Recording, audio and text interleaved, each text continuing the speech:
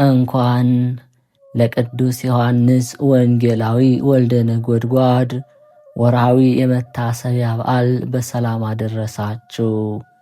እንዲሁም በዚች ዕለት ታስበው ለሚውሉ ቅዱሳን ዓመታዊና ወርሃዊ የመታሰቢያ በዓላቸው በሰላም አደረሳችሁ። ከዚህ በመቀጠል የቅዱስ ዮሐንስ ወንጌላዊ ወልደ ነጎድጓድ ገድል እናሰማለን። ቅዱስ ዮሐንስ ወልደ ዘብዴዎስ ወልደ ነጎድጓድ ፍቁረ እግዚ ነዋቤ መለኮት ታኦሎጎስ ቁጽረ ገጽ በመባል ይታወቃል። ወንጌላዊ ቅዱስ ዮሐንስ ከ12ቱ ሐዋርያት አንዱ ሲሆን የመጀመሪያው ወጣት የመጨረሻው ሽማግሌ ሐዋርያ እሱ ነበር። ቅዱስ ዮሐንስ የተወለደው በገሊላ አውራጃ በቤተ ሳይዳ ነው። አባቱ ዘብዴዎስ ይባላል። ቅዱስ ዮሐንስ ገና በወጣቱነቱ ዘመን ከወንድሙ ከያዕቆብ ጋር ለሐዋርያነት ከተጠራበት ጊዜ ጀምሮ የጌታውን እግር ተከትሎ አድጓል። ወንጌላዊ ቅዱስ ዮሐንስ የጌታ ደቀ መዝሙር ከመሆኑ በፊት የመጥምቀ መለኮት የቅዱስ ዮሐንስ ደቀ መዝሙር ከነበሩት ደቀ መዛሙርቱ አንዱ ነው። ቅዱስ ዮሐንስ ለጌታውና ለፈጣሪው ለመድኃኔ ዓለም ክርስቶስ ባሳየው ልዩ ቀረቤታና ፍቅር ምክንያት ፍቁረ እግዚ የሚል ስያሜ አግኝቷል። ፍቅሩንና ታማኝነቱን ጌታ በተሰቀለ ጊዜ እሱን ያገኘ ያገኘኛል ብሎ ሳይፈራ ከእግረ መስቀሉ በመዋል በጽኑ እምነት አስመስክሯል። በመሆኑም ጌታችን ኢየሱስ ክርስቶስ በቀራንዮ በመጨረሻዋ ሰዓት ቅዱስ ዮሐንስን ከእመቤታችን ጋር ከእግረ መስቀሉ ባየው ጊዜ እመቤታችን ቅድስት ድንግል ማርያምን እነሆ ልጅሽ ይርዳሽ ያጽናናሽ ብሏታል። ደቀ መዝሙሩ ቅዱስ ዮሐንስም እነኋት እናትህ ታጽናናህ ብሎታል። ክብር ምስጋና ይግባውና ጌታችን መድኃኒታችን ኢየሱስ ክርስቶስ እነሆ ልጅሽ ይርዳሽ ያጽናናሽ ማለቱ እኛን ለቀረኑ ክርስቲያኖች በቅዱስ ዮሐንስ አማካኝነት ለእመቤታችን መስጠቱን ደቀ መዝሙሩን ቅዱስ ዮሐንስ እነኋት እናትህ ታጽናና ማለቱ እኛንም እመቤታችሁ እናታችሁ ቅድስት ድንግል ማርያም ናትና ታጽናናችሁ፣ ተስፋ አለኝታ ትሆናችሁ ማለቱ ነው። ቅዱስ ዮሐንስ እንደ ጌታው ቃል እመቤታችን ወደ ቤቱ ይዟት ስለሄደ እመቤታችን በቤተ ዮሐንስ 15 ዓመት ተቀምጣለች። ከዚህም ኃይለ ቃል እንደምንማረው እመቤታችን በቤተ ዮሐንስ እንደኖረች ሁሉ በልበ ምእመናን አድራ በሃይማኖት የምታጸና ምግባረ ሃይማኖትን ሕገ ትሩፋትን የምታበራ ከልጇ ከወዳጇ ከመድኃኔ ዓለም ክርስቶስ ድህነተ ሥጋንና ድህነተ ነፍስን በረከተ ሥጋንና በረከተ ነፍስን የምታሰጠን መሆኗ ነው።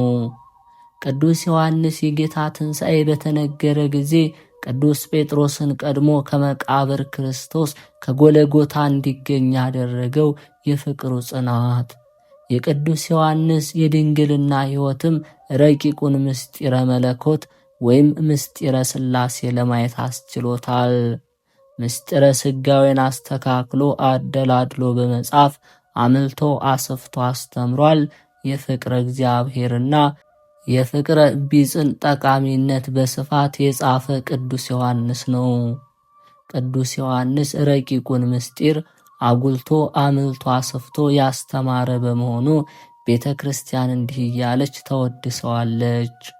ባሕረ ጥበባት አበ ልሳናት ንስር ሰራሪ ልዑለ ስብከት ዮሐንስ ድንግል ባሕረ ጥበባት የጥበባት ባሕር የልሳኖች አባት ሰማያትን ሰንጥቆ የሚበር ንስር ልዑለ ስብከትን ህቡዓትን ወይም ምስጢራትን የሚያይ ወንጌላዊ ዮሐንስ ነገሩ ሁሉ በምስጢረ መለኮት የጣፈጠ የተቀመመ ነው። መምህረ ወንጌል የሃይማኖት መጋቢ ነው። የቤተ ክርስቲያን አለኝታዋ የተሸለመ ኮከብ ነደ እሳት በሆነ በሕፅነ መለኮት በንጽሕና የታቀፈ ረቂቁን ምስጢረ መለኮት የሚያይ የሚመረምር የጥበባት ባሕር ድንግሉ ቅዱስ ዮሐንስ እንደ መላእክት ድንቅ ሥራ ይሠራል ትለዋለች።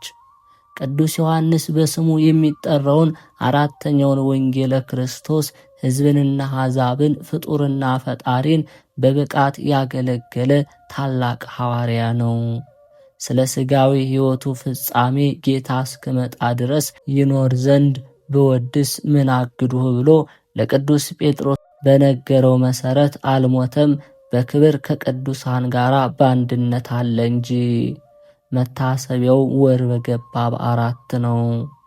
ቅዱስ ዮሐንስ ፍቁረ እግዚእ አምላካችን ኢየሱስ ክርስቶስ በቅዱስ ወንጌሉ እንደነገረን በመንግሥተ ሰማያት ታላቁ ሰው ወንጌላዊ ዮሐንስ ነው። ቅዱሱ ሐዋርያ ከዘብዴዎስና ከማርያም በወፍልያ ተወልዶ በገሊላ አካባቢ አድጎ ገና በወጣትነቱ መድኃኔ ዓለምን ተከትሎታል። ቅዱስ ዮሐንስ ከሐዋርያት ቀድሞ ጌታን በመከተሉ ባሻገር በምንም ምክንያት ከጎኑ አይጠፋም። ስለ ንጽሕናው በጎ የፍቅር ሕሊናው ሕፃን ሳለ በወንድሞቹ ሐዋርያት ዘንድ ሞገሱ ከፍ ያለ ነው። ጌታችን እስከ እግረ መስቀሉ ድረስ በመከተሉ ድንግል እመቤታችን ተቀብሏል። ከእርሷ ጋር ለ15 ዓመታት ቢቀመጥ መዝገበ ምስጢር ሆነ። ስንኳን ከሰው ልጆች ይቅርና ከልዑላኑ መላእክትም ማዕረጉ ከፍ አለ። ሰው ቢበቃ መላእክት ሊያይ ይችላል። ቅዱስ ዮሐንስ ግን መላእክት ሊያዩት ይከብዳቸዋል። ከፍጥረት ወገን ከእመብርሃን ቀጥሎ ክቡር እርሱ ነው። ቅዱስ ዮሐንስ በታናሽቱ እስያ ለ7ቱ አብያተ ክርስቲያናት መስበኩ ይታሰባል። ቅዱሱ ከጌታችን ዕርገት በኋላ ለ70 ዓመታት በዚህ ምድር ሲኖር አብዛኛ ጊዜውን ያሳለፈው በኤፌሶን አካባቢ ነው። ሕዝቡን ወደ ክርስትና ለማምጣት በአፍም በመጽሐፍም ደክሟል። 3 መልእክታት ራእዩና ወንጌሉን ጽፎላቸዋል። ሕይወትን ስለሰበከላቸው በፈንታው ብዙ አሰቃይተውታል። ከእሳት እስከ ስለት እስከ መጋዝም በስተርጅና ደርሶበታል።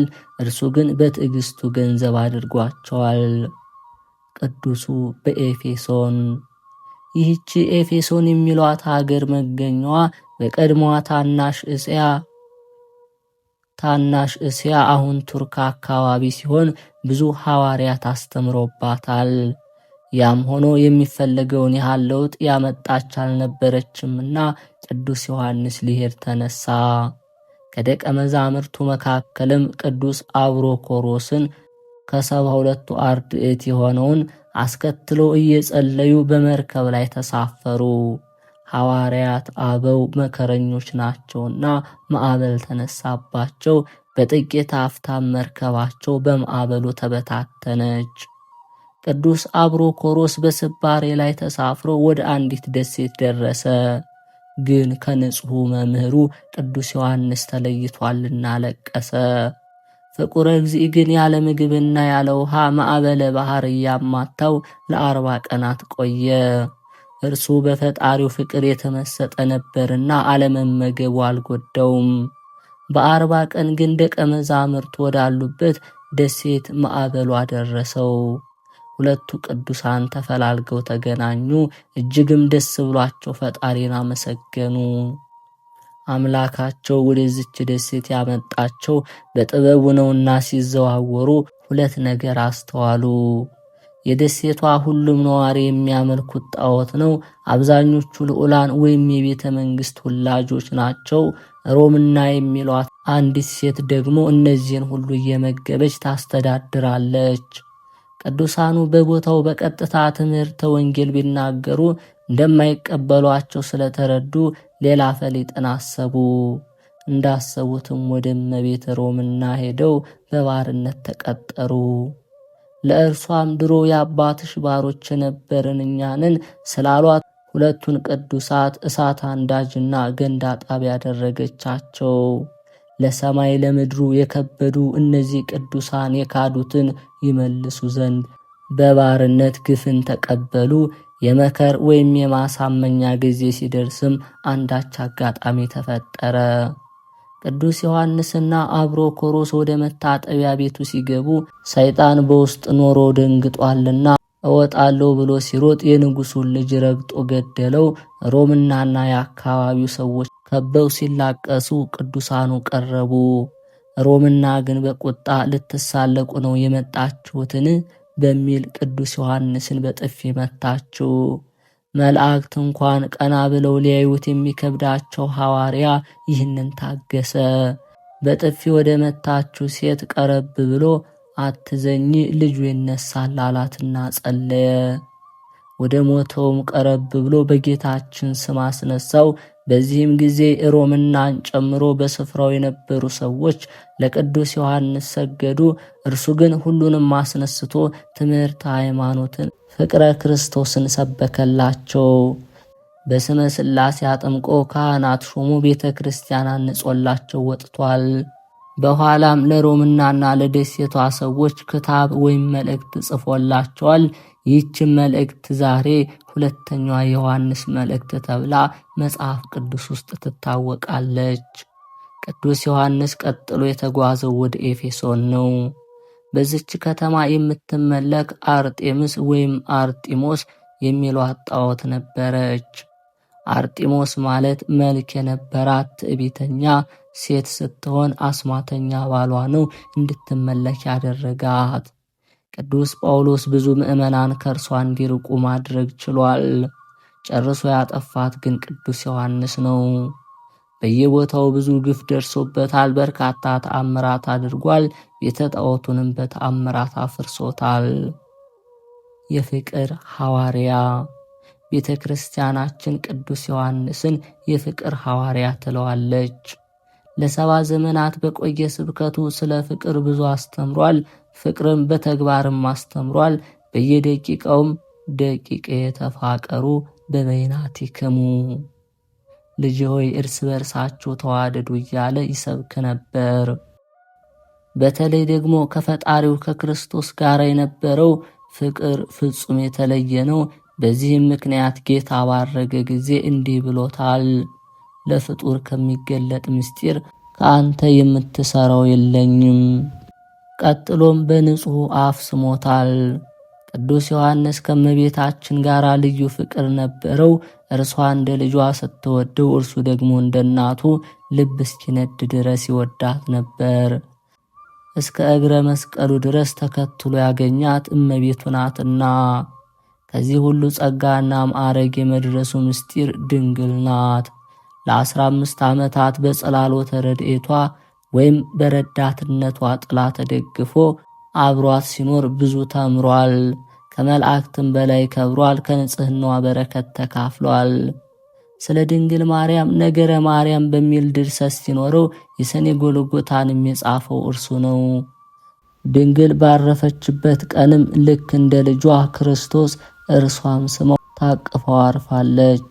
ታላቁ ቅዱስ ዮሐንስ ሐዋርያ ዕድሜው 90 ዓመት በሆነ ጊዜ በዚች ዕለት ተሰውሯል። ከዚህ አስቀድሞ የዓለምን ፍጻሜ ተመልክቷል። ዛሬ ያለበትን የሚያውቅ ቸር ፈጣሪ ነው። እናት ቅድስት ቤተ ክርስቲያን ቅዱስ ዮሐንስን እንዲህ እያለች ትጠራዋለች። ወንጌላዊ ሐዋርያ ሰማዕት ዘእንበለ ደም፣ አቡ ቀለምሲስ ወይም ምስጢራትን ያየ፣ ታኦሎጎስ ነባቤ መለኮት፣ ወልደ ነጎድጓድ ደቀ መለኮት ወምስጢር፣ ፍቁረ እግዚ ንስር ሰራሪ፣ ልዑለ ስብከት፣ ምድራዊ መልአክ አምደ ብርሃን፣ ሐዋርያ ትንቢት፣ ቀርነ ቤተ ክርስቲያን፣ ኮከበ ከዋክብት፣ በቅዱስ ዮሐንስ ላይ ያደረ የእመቤታችን የድንግል ማርያም የልጇ ፍቅር በእኛ ላይ ይደር። ቅዱስ ዮሐንስን የወደደ ጌታ በፍቅሩ ይጠግነን፣ ከእናቱ ፍቅር አደርሶ በሐዋርያው በረከት ያስጊጠን። በጌታ ኢየሱስ መስቀል አጠገብ የእናቱ እህት የቀለዮጳ ማርያም፣ መግደላዊት ማርያም ቆመው ነበር። ከቅዱስ ዮሐንስ ወንጌላዊ ወልደ ነጎድጓድ በረከት ረድኤት ያሳትፈን በእውነት። የተከበራችሁ የልዑል እግዚአብሔር ቤተሰቦች፣ ከዚህ በመቀጠል የቅዱስ ዮሐንስ ወንጌላዊ ወልደ ነጎድጓድ መልኩን እናሰማለን። ያለ ፍጹም መጉደል ጸጋና ሞገስን ለተመላ ስም አጠራር ሰላምታ ይገባል። ቅዱስ ዮሐንስ ሆይ ሥጋዊ ደማዊ ስትሆን መልአክ ነ። የራእይህን ትርጓሜና ሕጉን አውቅና እረዳ ዘንድ የጥበብን ምንጭ እንደተከዜ ወንዝ ሙላኝ። ቅብአ ክህነትን እንደተቀባ እንደ አሮን የሚጣፍጥ ሽቶ የአርያም ጠል ለሆነው ለራስ ጠጉር ሰላምታ ይገባል። ምድራዊ ስትሆን ሰማይን የምትገዛው ቅዱስ ዮሐንስ ሆይ ባጠገቡ ወደ ተቀመጥህ ወደ መምህርህ የኔን የባሪያህን ድህነት ማልድ፣ የዓለምን ይቅርታ ማልድ። የእግዚአብሔር በግ የተባለ የእግዚአብሔር ወልድ መንበር በላዩ ላይ ለተሰራ ራስ ሰላምታ ይገባል። በገጽታ ንስር የተባልክ ኪሩብ ዮሐንስ ሆይ በሰማያውያንና በምድራውያን በረከት መምህር ደግነህና ባርከኝ። በአምላክ በክርስቶስ ስቅለት ጊዜ የደም ግባቱ ልምላሜ ለጠወለገ ፊት ሰላምታ ይገባል። መልአክ ቅዱስ ዮሐንስ ሆይ በጠዋትና በማታ እኔ አንተን እተማመናለሁ። በኃጢአት የሻከርሁ እኔን አድነኝ። የተመሰገነ የፊትህ ደም ግባት በፊቴ ላይ ይፍሰስ። የርግብ ዓይኖችን ለሚሸፍኑ ለአንዱና ለሁለቱ ቅንድቦች ሰላምታ ይገባል።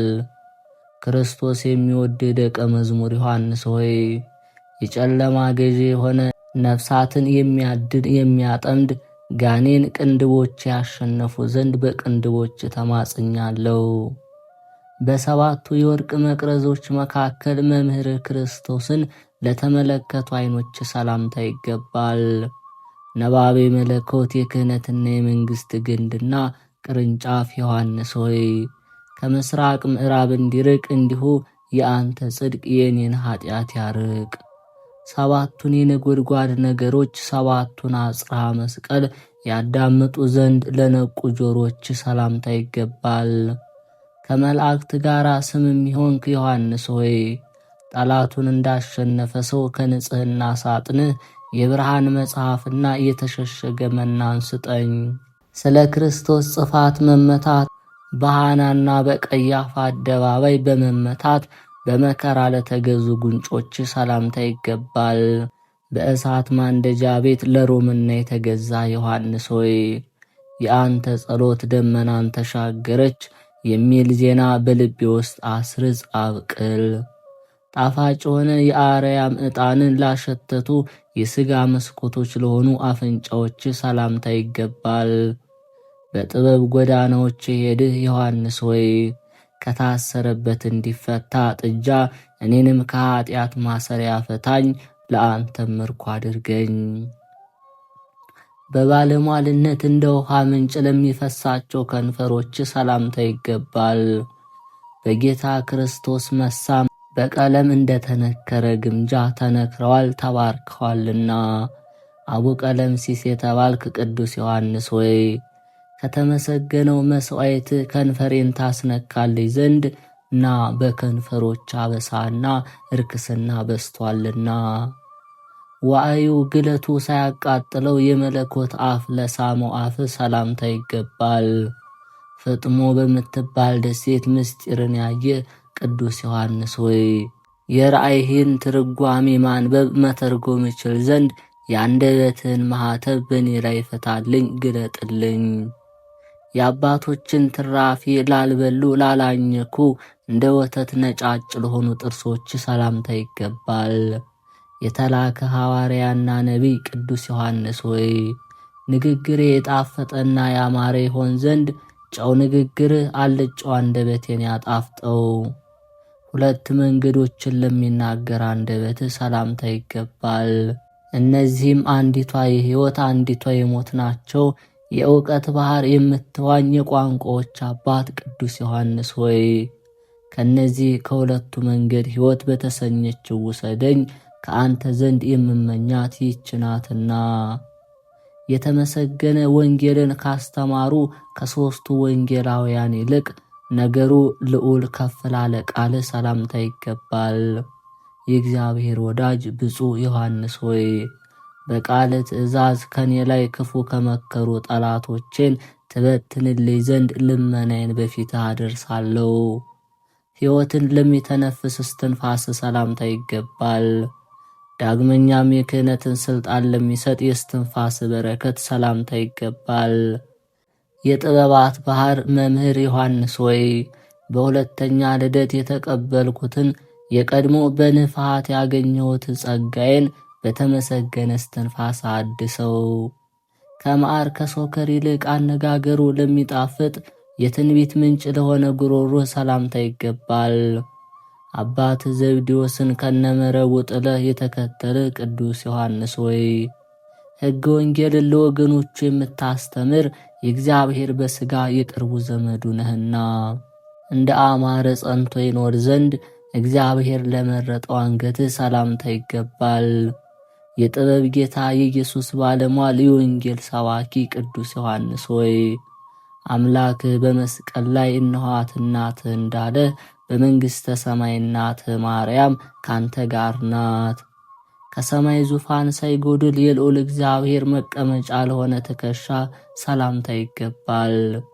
የጽዮን የደጇ ጌጥ ዕንቁ ዮሐንስ ሆይ ከሚከብድ ድንጋይ ከሚጨንቅ ከአሸዋ ሸክም እጅግ የበረታ የኀጢአት ሸክም አመፃን ከትከሻዋ ላይ አንስተ ጣልልኝ። ክንፋቸው 6 ከሆነ ከሱራፌል ክንፋቸው 4 ከሆነ ከኪሩቤል ለማያንስ ጀርባ ሰላምታ ይገባል። ለተመሰገነ ለያዕቆብ ልጅ ለይሁዳ ለሆዱ ዕንቁ ዮሐንስ ሆይ የሄኖክ ሰውነት የተሸሸገችበት የተሰወረችበት በአንተ ትመላለስ ዘንድ ነፍሴን የበቃች አድርጋት። የምስጋና ልብስ በማኅተም ቅርጽ በላዩ ላይ ለተዋሃደ ለተቀረጸ ደረት ሰላምታ ይገባል። የዓለም ሁሉ አገልግሎት በላዩ ላይ አለ። ከበረከት ዛሬ ትሰጠኝ ዘንድ በገዳም መስቀል ጽናት ዮሐንስ ሆይ አማልኩ። ከጸጋ የተራቆተችበት ጊዜ ለሌለ የነበልባል መለኮት መጠጊያ ለሆነችን ሰላምታ ይገባል። ለልጆቿና ለእመቤቶቿ መልእክትን የምትጽፍ ቅዱስ ዮሐንስ ሆይ ፍጹም መከራ በሚጸናበት ዕለት ክርስቶስ በተባለች በዕለተ ምጽአት የኔን ማረፊያ ካንተ ጎን ይሁን።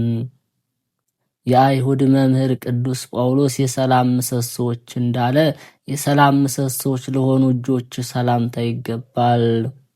የነጎድጓድ ልጅ መብረቅ ዮሐንስ ሆይ የነፍስን መርከብ ሞገድ እንዳያውክ ከባድ ከሆነ ከበደል ማዕበል በእጆች ወልውለህ አንጻኝ።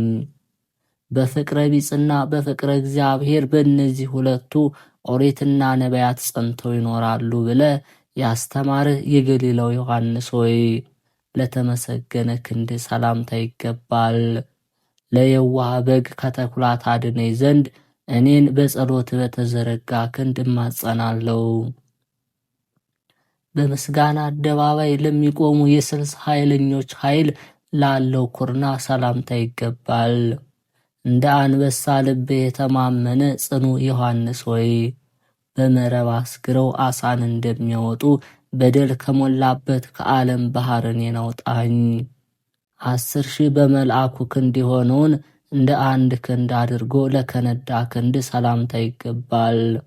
የሰማይ በር ተከፍቶ የተመለከት ቅዱስ ዮሐንስ ሆይ ለጠላቶች የመዘባበቻ እንዳልሆን የአንተን ክንድ የምደገፍ እህት ትሆነኝ። እግዚአብሔር ወልድ በሥጋዌው ወራት ለዳሰሰ መሃል እጅ ሰላምታ ይገባል። የእግዚአብሔር ጸጋ የተሰጠ ቅዱስ ዮሐንስ ሆይ ከመሃል እጅህ በታች ራሴን አደርጋለሁ። ከብርና ከወርቅ ይልቅ ያንተን ስም መሃል እጅ መርጣለሁ። የምትወደው የጋይዮስን ሥራዎች ለጻፉ ጣቶች ሰላምታ ይገባል። ለማስተማርና ለመስበክ የተገለጽህ ቅዱስ ዮሐንስ ሆይ በተንኰልና በክፋት ክብሩን ጥሎ ከተዋረደ ከዲያብሎስ በጸሎት ጠብቀኝ። ከ10 ጣቶች ጋር ለተስማሙ ለእጆች ጣቶች ሰላምታ ይገባል። የነገደ ይሁዳና የነገደ ሌዊ ካህን ዮሐንስ ሆይ በፍዳና በበቀል ዕለት ነፍሴን የሰለጠነች አድርጋት። በጸሎተ ሐሙስ ጊዜ እራት የነበልባል ጎን መጠጊያው ለሆነ ጎን ሰላምታ ይገባል። ከተመረጡ ወገኖች የተመረጠ ቅዱስ ዮሐንስ ሆይ ከተመሰገኑት አባት አንደበት የወጣች የአንተ እህት የሆነች ጥበብ በኔ ላይ ትደር። መጽሐፍን መብላት ባመረረቻት ፈንታ ለአፍ ለምትጣፍጥ ሆድ ሰላምታ ይገባል። ከብዙዎች የተመረጠ ቅዱስ ዮሐንስ ሆይ ከጥምና ከረሃብ ሀገር ወደ ተድላና ደስታ ሀገር በክንፈ ጸጋ ውሰደኝ። ዕብራውያን ሰቅለው በገደሉት በመምህር በኢየሱስ መተማመኑን ላልተወ ልቦና ሰላምታ ይገባል። በድንግልናና በንጽሕና ያጌጥህ ቅዱስ ዮሐንስ ሆይ ነፋስ ከምድር ላይ ትቢያን እንደሚጠራርግ በጸሎትህ ኃይል ጠላቶችን ሁሉ ጥረግልኝ፣ አጥፋልኝ። የቤት ዕቃዎችን በመብራት እንደሚፈተኑ እንደሚፈለጉ ክርስቶስ ለፈተናቸው ኩላያቶች ሰላምታ ይገባል። ሰርዲስ በምትባል ቦታ መልአክ እያሉ የሚያመሰግኑ ቅዱስ ዮሐንስ ሆይ ከሰባቱ አብያተ ክርስቲያናት መልቶ ያለ መንፈስ ቅዱስ የአንተ ጸጋ ነውና የተሰጠ ይህ ጸጋ በእኔ ላይ ይደርብኝ። መልካምን እንጂ ክፉን ለማያስብ ሕሊና ሰላምታ ይገባል። የሙሴ ትእዛዝ የሆነ የብሉይና የሐዲስ ኪዳንን የምትጽፍ ዮሐንስ ሆይ ሐሳቤ ሰማይ እስኪደርስ ዘዘው ያም ባይሆን ጠማማ እንዳይሆን እርዳው። ክርስቶስ ፈጣሪ በመስቀል ላይ ተሰቅሎ ባየው ጊዜ በሐዘን ነበልባል ለተቃጠለ አንጀት ሰላምታ ይገባል። በእውነትና በቅንነት የምታመልከው ቅዱስ ዮሐንስ ሆይ ያን ጊዜ በቤተልሔም እስከ ቀራንዮ ተከትለው ለወለደች ለድንግል ማርያም መታዘዝን እምቢ ያልክ አይደለም፣ በትሕትና ታዘዝክ እንጂ። እግዚአብሔር እርሱ የተሰወረውን የሚያውቅ ለመረመረው ውስጣዊ ሰውነት ሰላምታ ይገባል። የክርስቶስ ከድንግል መወለድ የሰበክ ቅዱስ ዮሐንስ ሆይ ለእኔ ለባሪያ የቀናውን መንገድ ምራኝ። የይቅርታና ርኅራኄ ውሃን ፈጽሞ ለማይለየው የንብ ቲራ ማሰሮ አምሳል ለሆነ ህንብርት ሰላምታ ይገባል። እንደ ቀደመችቱ ደብተራ ኦሪት የምትጣፍጥ ሽቶ ዮሐንስ ሆይ የጨለማ አበጋዞች ከሆኑ ጠላቶቼ በጸሎት ጠብቀኝ። በላይ ላይ መከራ እንዳያመጡ በጸሎት ሰውረኝ። በመምህርህ በኢየሱስ ቅንነት መታጠቂያና በቅድስና መታጠቂያ ላጌጥ ወገብ ሰላምታ ይገባል። ከሦስቱ ወንጌላውያን አራተኛ የምትሆን ቅዱስ ዮሐንስ ሆይ ከሰማይ እንደወደቁ መላእክት ከሕይወት ጎዳና የራቁ ጠላቶችን በምልጃ ጣላቸው። በምሰሶ አምሳሌ ሥጋህን አዳራሽ ላነጹና ላጸኑ ታፋዎች ሰላም ላለው በማስተዋልና በንጽሕና የመልአክ ወዳጅ ሆነ ቅዱስ ዮሐንስ በቤትና በመንገድ አውሬ እንዳይነጥቀኝ ስለ በግህ ጠባቂ ሁነኝ። የክርስቶስን ወንጌል የሰበክ ቅዱስ ዮሐንስ ሆይ ለጉልበቶች ሰላምታ ይገባል። የመልአኩ ጸዳል እጅግ የሚያስደንቅ መልአክ በሰገድህ ጊዜ የጌቶች ባሪያ ነኝና እኔን አትግደለኝ፣ ስግደትህ ስለ አምላክ ይገባል በማለት መልክዓ ክብርን ገለጥክኮ። በክርስቶስ መነሳት ጴጥሮስን እስኪቀድሙት ድረስ ግስገሳ ላበዙ እግሮች ሰላምታ ይገባል። የእስያና የኤፌሶን መልአክ ዮሐንስ ሆይ በበደል ድንጋይ እግሮቼ ተሰነካክለዋልና ታማዋልና ይድኑ ዘንድ ዳሳቸው።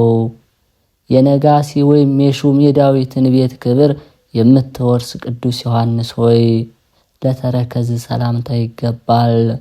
አንተ ምድራዊ መልአክ ሰማያዊ ሰው ነህና የዓለም አባት የአዳም ጠላት የሆነው ከይሲ እኔን ለመያዝ እንዳይችል ተረከዜን እንደ ብረት የጸና አድርገው። በፍርድ አደባባይ ከጌታ ኢየሱስ ጋር በቆመ ጊዜ ዝንባሌ ለሌለው መካሄድ ሰላምታ ይገባል። በእሳት ማንደጃ ቤት ለሮምና የተገዛ ቅዱስ ዮሐንስ ሆይ አንተን መጠጊያ አድርጌያለሁና ለዲያብሎስ ከመገዛት ነፃ የወጣሁ አድርገኝ። የኃጢአት ትቢያ ላልነካቸውና ለእግርህ ጣቶች ሰላምታ ይገባል። የሚያልፍ የሥጋ ዓለምን ንቀሃልና የነቢያትና የሐዋርያት አንድነት ያሉ ቅዱስ ዮሐንስ ሆይ እግሮቼ ጸንተው እንዲቆሙ አድርግልኝ። ወዲያና ወዲያ አትውሰደኝ፣ ወደ ክፉ ቦታም አታውጣኝ። በመልክ ዳርቻ ለሚቀመጡ 10 እግር ጥፍሮች ሰላምታ ይገባል። ቅዱስ ዮሐንስ ሆይ በሰማይ ከፍ ያልክ የዓለም አማላጅ ነህ። በዕብራውያን 4ቱ ከዋክብት ተብለው ከተሰየሙ ደጋግ ሰዎች አንተ ትበልጣለህ። የወንዝ ዳር ዛፍ ለመሰለ ቁመት ሰላምታ ይገባል። የቁመትም ጥላ መጽሐፍ ተራራዎችን የሸፈነ ነው። ቅዱስ ዮሐንስ ሆይ አንተን መጠጊያ አድርጌአለሁና ያን ጊዜ በሰማያዊት ቦታ በሚያጡበት ጊዜ ወደ ቀኝ የምታደርስ የጽድቅ መንገድን ምራኝ። የምስጋናና የዝማሬ መንሻ በማቅረብ ለሚያምር መልክ ሰላምታ ይገባል። ንጽሕናን እንደ ግምጃ የለበሰ ቅዱስ ዮሐንስ ሆይ የከንፈሬ ፍሬ የሆነ ጸሎቴን ተቀበል። ንጹሕ እንደሆነ ዕጣን ሽታም አድርግልኝ። በወንድሞች ዘንድ አይሞትም የሚለው ይህ ነገር ወጣ እንደተባለ ያልሞት ቅዱስ ዮሐንስ ሆይ ለፍልሰት ሰላምታ ይገባል። በቅድስትና በንጽሕና ሰውነቶች የተጌጡ ናቸው። በሚወደድ በገነት ውስጥ ለመመላለስ አሰልጥነኝ አብቃኝ። በዚያ የሚኖሩ የተመረጡ ናቸውና የመኖርህ ነገር ያስረዳ ዘንድ ለተተወ ለልብስህ ከጫማ ጋር ክብር ያገኛል። ከመላእክት እኮ ጋር ወዳጅ ሆንክ ቅዱስ ዮሐንስ ሆይ ሞልቶ የተትረፈረፈ የፍቅር አንድነትን ወንዝ በሆዴ ወይም የጎደለ አይሁን ይሙላልኝ እንጂ። ቅዱስ ዮሐንስ ሆይ ለሚለምን አትከልክለው የሚለውን የወንጌል ትእዛዝ ታውቃለህና ከላይ ያለች በረከትን እፈልጋለሁ። ባለጸጋ ቅዱስ ዮሐንስ ሆይ መስጠትን ችላ አትበል፣ የሆድም ሕይወቱ ልመና ነውና። አቤቱ ቅዱስ ዮሐንስ አባት ሆይ በንጽሕና ገንዘብ የኔን ኃጢአት ዕዳ ክፈል። የሚሸት የኔን ሥራ በሽቶ ቀብተ መዝምዘ ለውጥ። መሥዋዕት የምታሳርግ ክቡር ዮሐንስ ሆይ እኔን ለመባረክ ከወንድሞች ሐዋርያት ጋር ና።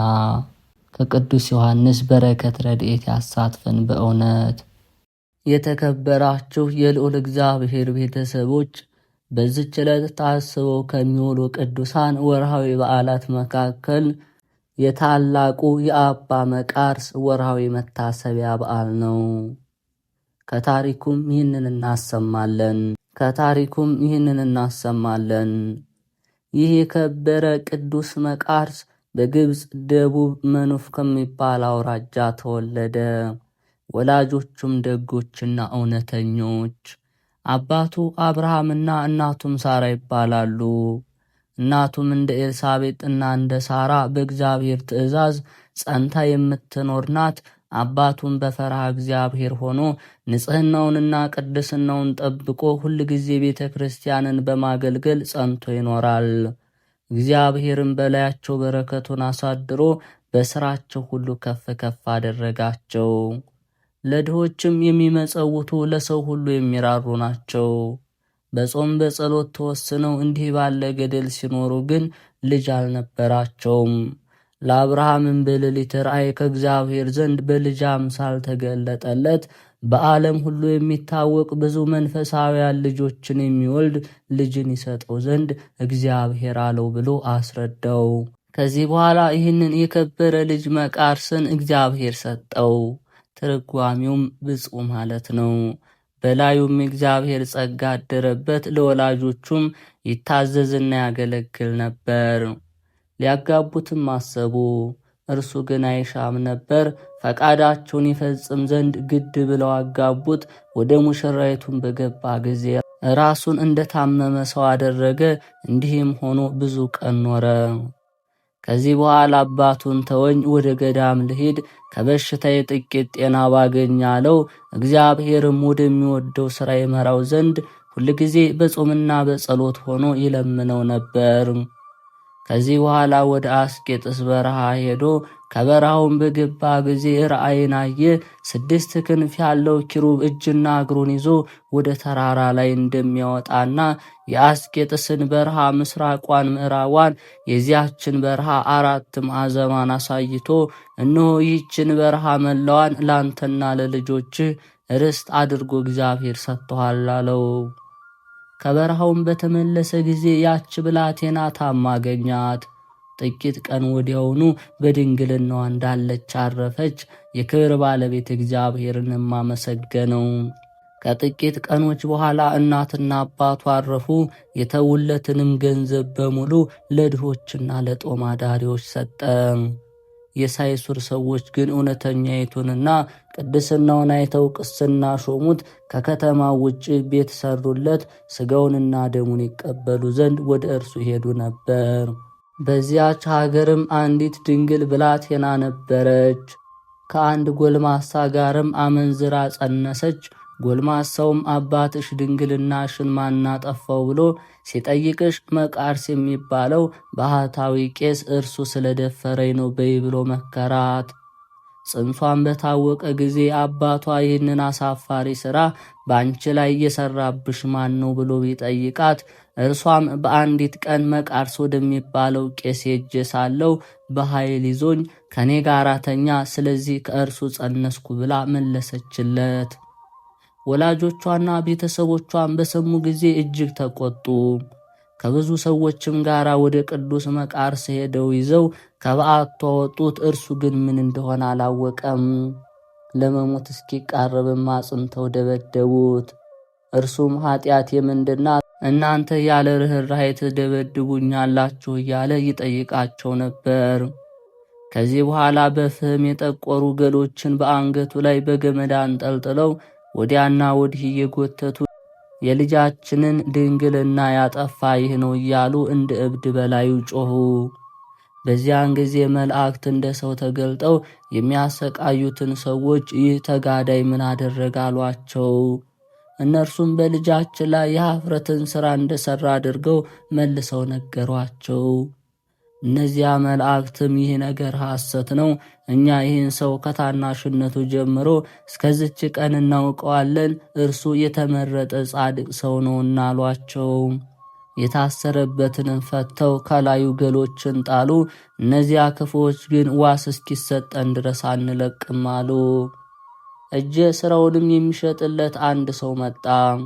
ለልጅቷን በየጊዜው ምግቧን ሊሰጣት ዋስ ሆነው ከዚህ በኋላ አሰናብተው ወደ በዓቱ ተመልሶ ገባ። ከዚያች ቀን ጀምሮ ራሱን በራሱ መቃርስ ሆይ እንግዲህ ባለ ሚስትና ባለ ልጅ ሆነሃል፣ ሌሊትና ቀን መስራት ይገባሃል እያለ ያችን ሐሰተኛ ልጅ የምትወልድበት ጊዜ እስኪደርስ ድረስ እንቅቦችን፣ ቅርጫቶችን እየሰራ ለዚያ ወዳጅ ለሆነው ለሚያገለግለው ወንድም ይሰጠውና ያም ሰው እየሸጠ ለዚያች ሐሰተኛ ልጅ እየሰጠ ኖረ። የምትወልድበትም ቀን ሲደርስ እጅግ አስጨነቃት። በታላቅ ሲቃይም ውስጥ 4 ቀን ያህል ኖረች። ለሞትም ተቃረበች። እናቷም ካንቺ የሆነው ምንድነው? የተሰራ ሥራ አለና ንገሪኝ አለቻት። እርሷም በእግዚአብሔር አገልጋይ ዋሽቻለሁና ያመነዘርኩት ከእገሌ ጎልማሳ ጋር ሲሆን በእውነት ሞት ይገባኛል አለቻት። አባትና እናቷን በሰሙ ጊዜ ደንግጠው እጅግ አዘኑ።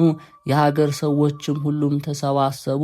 በእርሱ ላይ የሰሩትን በደል ይቅር ይላቸው ዘንድ ወደ ቅዱስ መቃርስ ሄደው ለመኑት። ያን ጊዜ በበረሃ ያየውን ያንን ራእይ አስታውሶ ይቅር አላቸው። ቀድሶም ሥጋውን ደሙን አቀበላቸው። ክንፉ 6 የሆነ ኪሩብ ደግሞ ተገለጠለት። ትርጓሚውም የልብ ሚዛን ወደ ተባለ ወደ አስቄጥስ ገዳም እጁን ይዞ መርቶ አደረሰው። ቅዱስ መቃርስም ያንን ኪሩብ ጌታዬ ሆይ በውስጡ የምኖርበትን ቦታ ወስንልኝ አለው። ያ ኪሩብም አልወስንልህም፣ የእግዚአብሔርንም ትእዛዛት ትተላለፍ፣ እነሆ ይህ ገዳም ሁለመናው ላንተ ተሰጥቷልና ወደ ፈለክበት ሄደ ተቀመጥ ብሎ መለሰለት። ቅዱስ መቃርስም የቅዱሳን ሮማውያን የመክሲሞስና የደማቴዎስ ቦታ ወደ ሆነው ከውስጠኛው በረሃ ገብቶ ኖረ። እነርሱ ወደ እርሱ በመጡ ጊዜ ከእርሱ አቅራቢያ ኖረዋልና ከረፍታቸው በኋላ ግን ሄዶ በዚያ ቦታ እንዲኖር የእግዚአብሔር መልአክ አዘዘው። ይሄውም ዛሬ የእርሱ ገዳም የሆነው መልአኩ ይህ ገዳም በልጆቼ በመክሲሞስና በደማቴዎስ በስማቸው ይጠራል ስላለው እስከዚች ቀን ድረስ ደብረ ብርስም ተብሎ ይጠራል።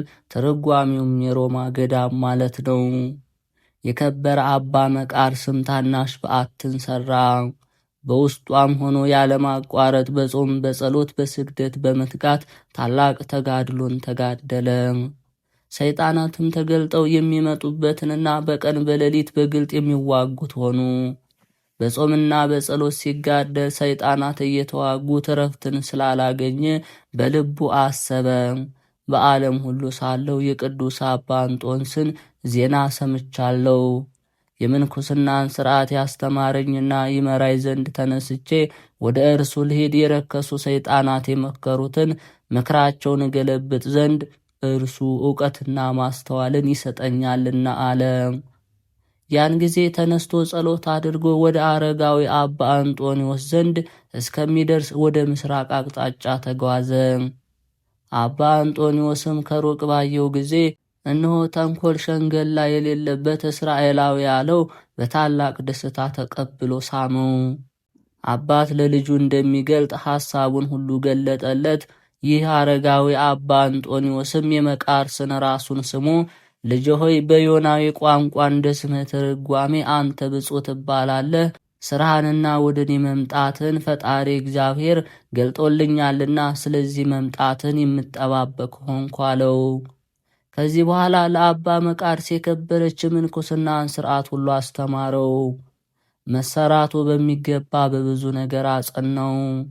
ሰይጣናት የሚዋጉት መሆናቸውን እነርሱ በስውር በፈቲው ጦር እንዲሁም ጥፋት በሆኑ ሥራዎች ሁሉ ይዋጉህ ዘንድ አላቸው። አንተ ፍጹም ልትሆን አንተም እስከ ሞት ድረስ ታገስ። አሁንም እግዚአብሔር ወደ ወሰነልህ ቦታ ሄደ ሥራህን እየሠራ በውስጡ ታገስ ብሎ ገለጠለት። ከአባ እንጦንዮስ ዘንድ የምንኩስና ሥርዓት እየተማረ ጥቂት ቀኖች ከኖረ በኋላ ከተባረከ ኤጲስቆጶስ ከአባ ሰራቢዮን ጋር በተማራቸው ሕያዋን በሚያደርጉ ትምህርቶችና ሥርዓቶች ፈጽሞ ደስ እያለው ወደ ቦታው ተመለሰ። አባ መቃርስም በአባቴ በአባ እንጦንዮስ ዘንድ በነበርኩባቸው ቀኖች ሲተኛ ከቶ አላየሁትም አለ። አባ መቃርስም በምንኩስና ሥርዓት ተጠምዶ እየተጋደለ ብዙ ቀን ኖረ። ያ ኪሩብም በግልጽ ይጎበኘው ነበር። በአንዲት ቀንም እንዲህ የሚል ቃል ከሰማይ ሰማ። ቃሌንና ትእዛዜን ሰምተ ወደዚህ መጥተ በዝች ቦታ ውስጥ ስለኖርክ እነሆ ቁጥር የሌላቸውን የብዙ ወገኖችን ከነገዶች፣ ከሀገሮች፣ በቋንቋ ከተለያዩ ሕዝቦች ሰበስባለሁ። እነርሱም በዝች ቦታ ያገለግሉኛል፣ የከበረ ስሜንም ያመሰግናሉ። በበጎ ሥራቸውና ትሩፋታቸው ደስ ያሰኙኛል። አንተም ተቀበላቸው፣ እውነተኛ የድኅነት መንገድን ምራቸው። ይህንንም ቃል በሰማ ጊዜ ተበረታታ፣ ልቡም ጸና። በሌሊትም በጸሎት ጊዜ ቆሞ ሳለ የክብር ባለቤት ጌታችን ጆሮውን ከፍቶለት ሰይጣናት ሲማከሩ ሰማቸው። እንዲህም አሉ፣ ይህንን ሰው በዚህ በረሃ እንዲኖር ብንተው የብዙ ወገኖችን ይመራቸዋል። እነርሱም በዚህ በረሃ ውስጥ ነዋሪዎች ሆነው የሰማያውያንን ሀገር ያደርጉታል። እነርሱም ለዘላለም ጸንቶ በሚኖር ሕይወት ይተማመናሉና እኛንም በሚቀጣ ጸሎታቸው ቀጥተው አሰቃይተው ያሳድዱናልና ከዚህ ቦታ ልናሳድደው እስኪ እንችል እንደሆነ ኑ ዛሬ በእርሱ ላይ እንሰብሰብ ሲሉ ሰማቸው። አባ መቃርስም ይህንን በሰማ ጊዜ ልቡ ጸና፣ በሰይጣናት ላይ ተበረታታ። የሰይጣናት ምክራቸውን እስከሚሰማ ጆሮውን የከፈተለት እግዚአብሔርን አመሰገነ፣ ድካማቸውንም አወቀ። ከዚህ በኋላ ይዋጉት ዘንድ ሰይጣናት በእርሱ ላይ ተሰባሰቡ። በደጁም እሳትን እያነደዱ ከእሳቱ እያነሱ ወደ በዓቱ ይጨምሩ ጀመር። ያች እሳት ግን በጸሎቱ የምትጠፋ ሆነች። ከዚህ በኋላ እንስሳዊ በሆነ ሥራ በፈቲው ጦር ተዋጉት። በዚህም ታገሰ። ትካዜን፣ ዓላማዊ ክብር መውደድን፣ ትዕቢትን፣ መመካትን፣ ታካችነትን፣ ስድብን፣ ሃይማኖት ማጣትን፣ ከእግዚአብሔር ዘንድ ተስፋ መቁረጥን በልቡ አሳደሩበት። ከዚህ ሁሉ በሚበዛ ተዋጉት። በከበረ አባ እንጦንዮስ እንደነገረው በእሊህም አጥፊዎች በሆኑ ሥራዎች ሰይጣናት እየተዋጉት ለረጅም ጊዜ ከኖረ በኋላ ዳግመኛ ወደ አባ እንጦንዮስ ገና ከሩቅ ሳለ ለደቀ መዛሙርቱ በልቡ ሽንገላ በእውነት የሌለበት እስራኤላዊ ነው፣ ልጆች ይህን የከበረ ሰው ታዩታላችሁን? እርሱ ባለ ብዙ ወገኖች የቀና የጽድቅ በትርና ረጅም ዓላማ ይሆን ዘንድ አለውና ከአሸናፊ እግዚአብሔር አፍ የተገኘ ጣፋጭ ፍሬ ይሆናልና አለ። ወደ ቅዱስ አባ እንጦንዮስም በቀረበ ጊዜ በምድር ላይ ሰገደለት። በፍጥነትም ቀና አድርጎ ሳመው። ፊቱ እንደ በሽተኛ ፊት ተለውጦ አይቶታልና፣ ይኸውም ሰይጣናት አብዝተው ስለተዋጉት ነው። ከዚያም ጸሎት አድርገው በአንድነት ተቀመጡ። አባ አንጦንዮስ ደስታ በተመላ ቃል ልጄ መቃርስ በደህና አለህን? አለው። ቅዱስ መቃርስም እንሆ ከእኔ የሆነውን ሁሉ እግዚአብሔር ቀድሞ ገልጦልሃል ብሎ መለሰለት። እርሱም ያን ጊዜ አስተማረው፣ አጽናናው፣ እንዲህ ብሎ መከረው። መንፈሳዊ ጥበብን ለሚሹ ለብዙ ወገኖች መምህራን እንድንሆን ይህችም ምንኩስና ናት። ከጠላታችን በላያችን የሚመጣብንን መከራ ሁሉ ልንታገስ ለኛ የሚገባ ነው። ልጄ መቃርስ ሆይ ውሃ ለመቅዳት ስትሄድ እግዚአብሔር የነገረህን ያንን ቃል አስብ አለው። ቅዱስ መቃርስም ሰምቶ እጅግ አደነቀ። የተሰወሩ ሥራዎቹ ለከበረ አባት እንጦንዮስ የተገለጡለት እንደሆኑ አወቀ። በእርሱ ዘንድም እየተማረና በረከትንም እየተቀበለ ብዙ ቀኖች ኖረ። ከዚያም የከበረች አስኬማን ያለብሰው ዘንድ ፈለገ። አባ አንጦንዮስም በላዩ ጸለየ። እርሷን አስኬማይቱን አለበሰው።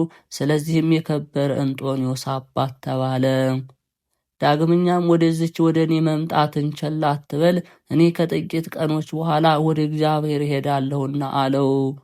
አባ መቃርስም ይህንን ነገር በሰማ ጊዜ ተነስቶ ሰገደለት። መንፈሳዊ በረከቱን ይቀበል ዘንድ ከእርሱ ዘንድ እንዲኖር ለመነው። እርሱም ተቀመጥ አለውና ተቀመጠ። ዳግመኛም አባ አንጦንዮስ ከጥቂት ቀኖች በኋላ ሰይጣናት በእኔ ላይ እንዳደረጉት በግልጥ ከተዋጉ በኋላ ከዚህ ከክፉ ሐሳብ ውጊያ እግዚአብሔር ያሳርፈሃልና በርትተህ ታገስ፣ እስከ ዕድሜም ፍጻሜ ካንተ ጋር ሆኖ እንዲረዳ እግዚአብሔር ያደረገው ጠባቂህን መልአክ እንዳታሳዝነው ተጠበቅ አለው። ከቅዱስ መቃርስ በረከት ረድኤት ያሳትፈን፣ በተሰጠው ቃል ኪዳን የሚጠብቀን አሜን። የተከበራችሁ የልዑል እግዚአብሔር ቤተሰቦች፣ የማህደር ሚዲያ ተከታታዮች ይህንን መንፈሳዊ ቻናል በምትችሉት መጠን ቪዲዮውን ላይክ፣ ሰብስክራይብ እንዲሁም ሐሳብ አስተያየታችሁን ኮመንት ላይ በማስፈር መንፈሳዊ ድጋፋችሁ አይለይ እንላለን።